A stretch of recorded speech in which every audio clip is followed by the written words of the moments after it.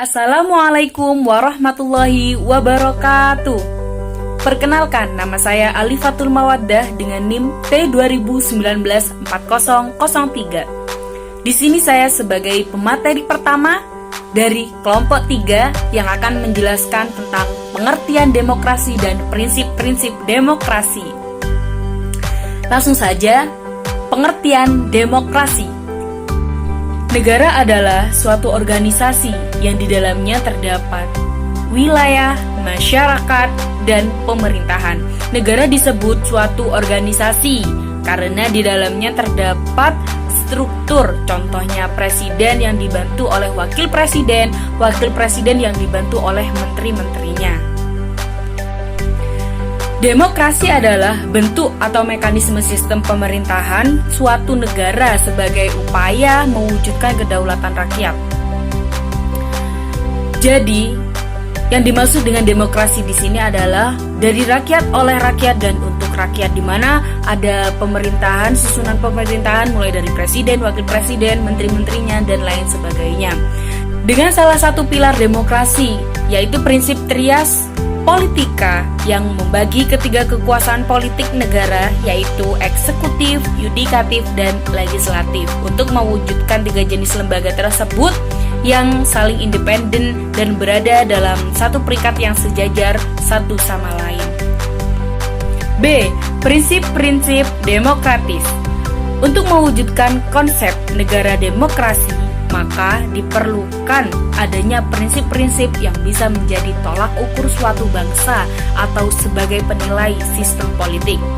Secara umum, prinsip politik terdiri dari 4 pilar utama, yaitu lembaga legislatif sebagai wakil rakyat, yang kedua ada lembaga eksekutif sebagai penyelenggara pemerintahan dalam arti sempit, yang ketiga ada lembaga yudikatif sebagai tempat pemberian putusan hukum dan keadilan, yang keempat ada pers sebagai alat kontrol masyarakat.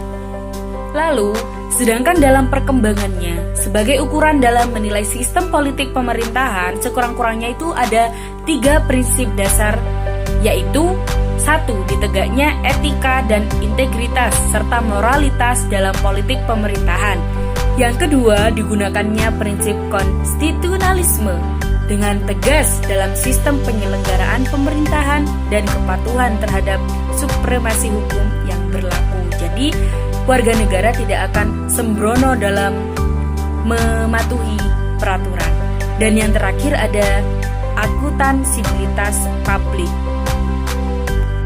di mana orang-orang yang memegang dan menduduki jabatan publik pemerintahan harus dapat dimintakan pertanggungjawaban oleh rakyat. Jadi, sebagai pemerintah atau yang memiliki jabatan tidak serta-merta dalam melaksanakan tugasnya, akan tetapi mereka adalah wakil rakyat yang nantinya bertanggung jawab untuk rakyat. Begitu. Selanjutnya akan dijelaskan oleh pemateri. Assalamualaikum warahmatullahi wabarakatuh. Perkenalkan, nama saya Julia Salia Damalani, NIM T20194007. Di sini saya akan menjelaskan tentang model-model demokrasi. Sebenarnya ada banyak faktor yang mempengaruhi perbedaan arti demokrasi di setiap negaranya. Hal tersebutlah yang membuat perbedaan pendapat di antara para ahli tentang demokrasi itu sendiri. Baiklah, saya akan memaparkan model-model demokrasi menurut David Haidt. Menurut David Haidt, itu demokrasi dibagi menjadi 5 model. Yang pertama itu demokrasi klasik, yang artinya itu warga negara itu seharusnya bisa menikmati kesetaraan politik di negara tersebut. Yang kedua itu ada republika protektif, yang artinya itu setiap warga negara itu memiliki kebebasan pribadinya masing-masing.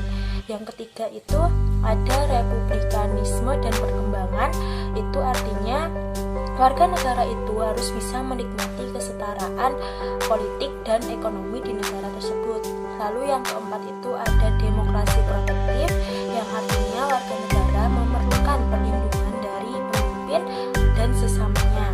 Lalu yang kelima itu ada demokrasi developmental, yang artinya partisipasi itu juga penting bagi pembentukan rakyat di negara tersebut.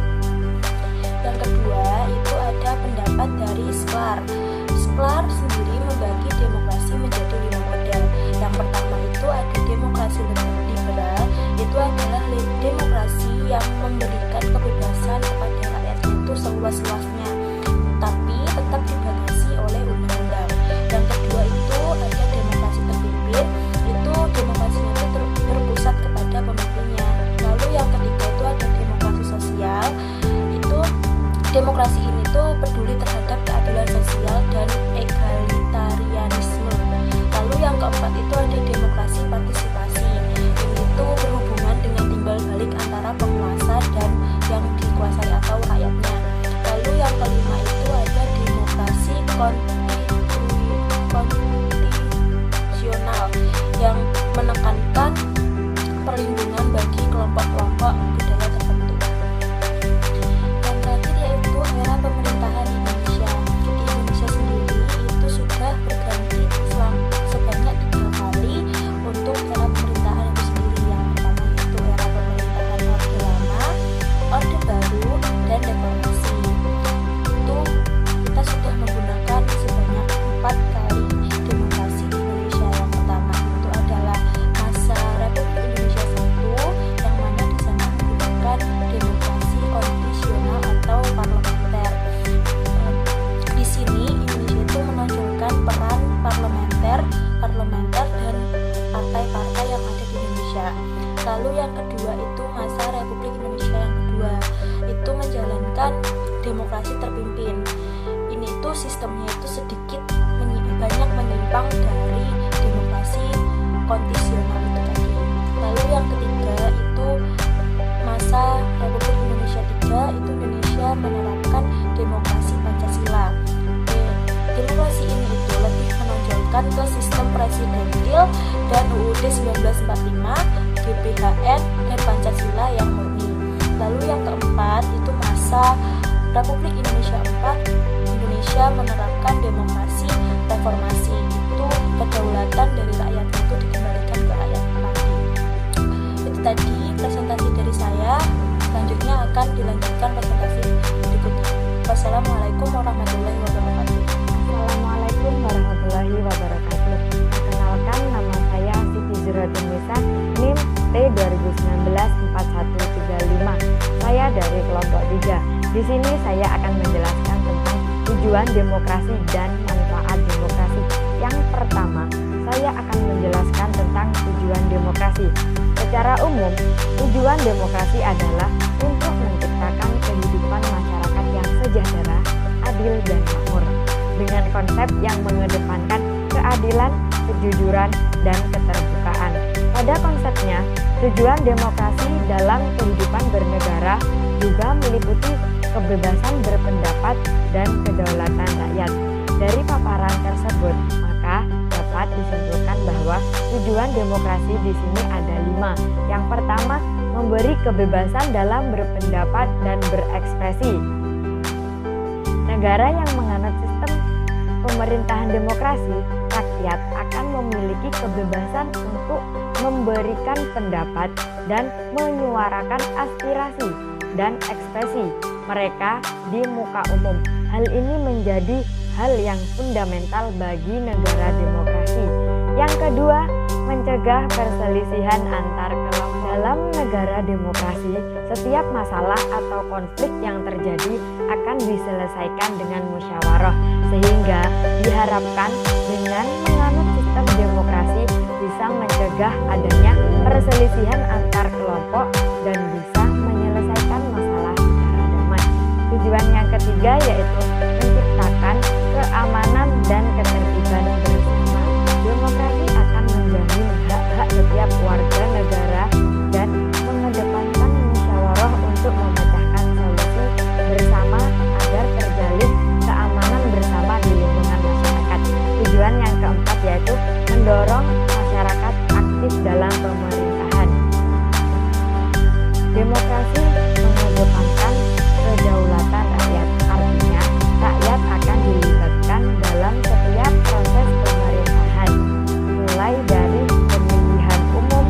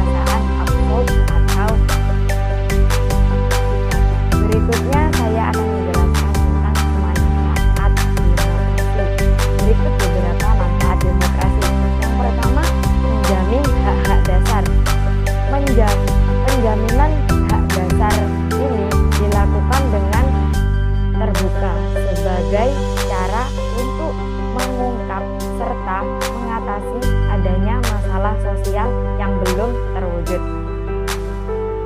Tak terwujudnya hak dasar dapat terjadi karena adanya kebebasan.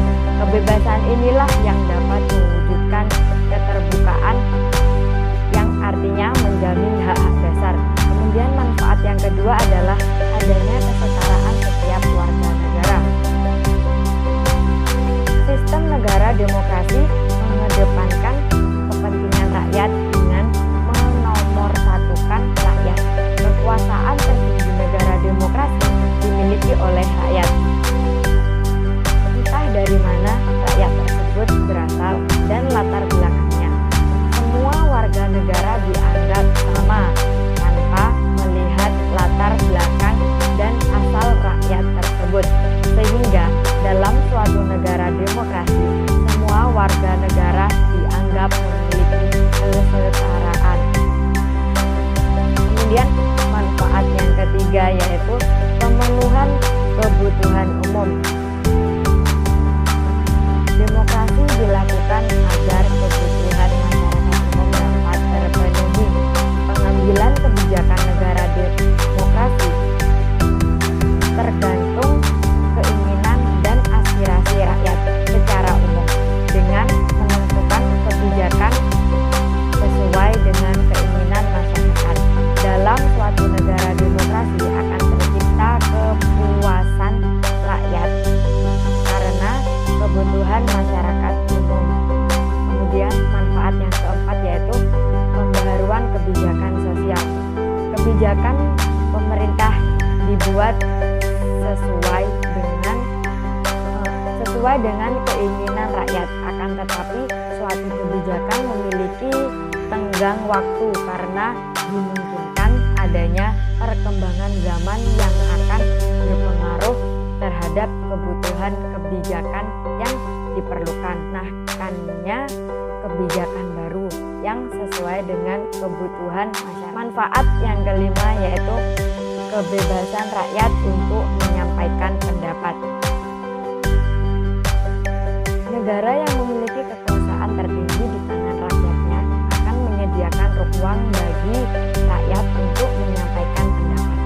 Rakyat yang hidup di dalam negara demokrasi bebas untuk menyampaikan pendapat selama pendapat yang dikemukakan tak bertentangan dengan Pancasila, Undang-Undang Dasar, serta memiliki etika dalam menyampaikan pendapat. Kemudian manfaat yang keenam adalah mencegah tirani. Sistem pemerintahan demokrasi disebut sebagai sistem pemerintahan paling aman karena pemerintah dan rakyat dapat saling berinteraksi melalui dewan yang telah dipilih oleh rakyat.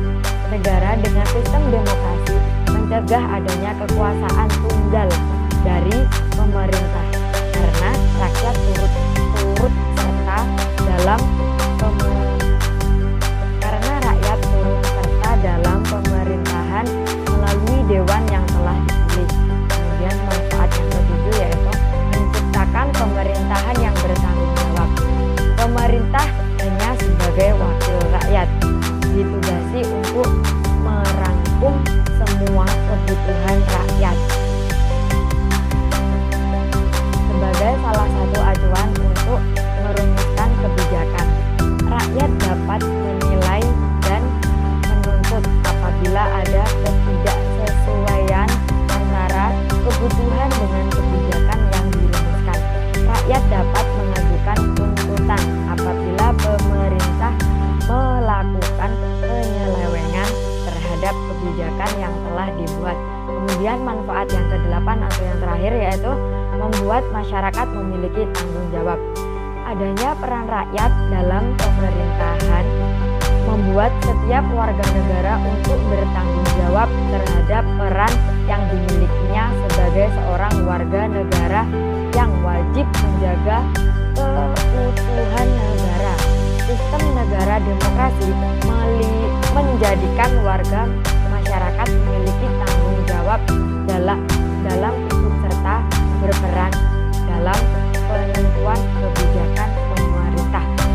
Sekian presentasi dari kelompok kami. Kurang lebihnya mohon maaf bila ada salah kata. Billahi taufiq wal hidayah, waridho wal inayah.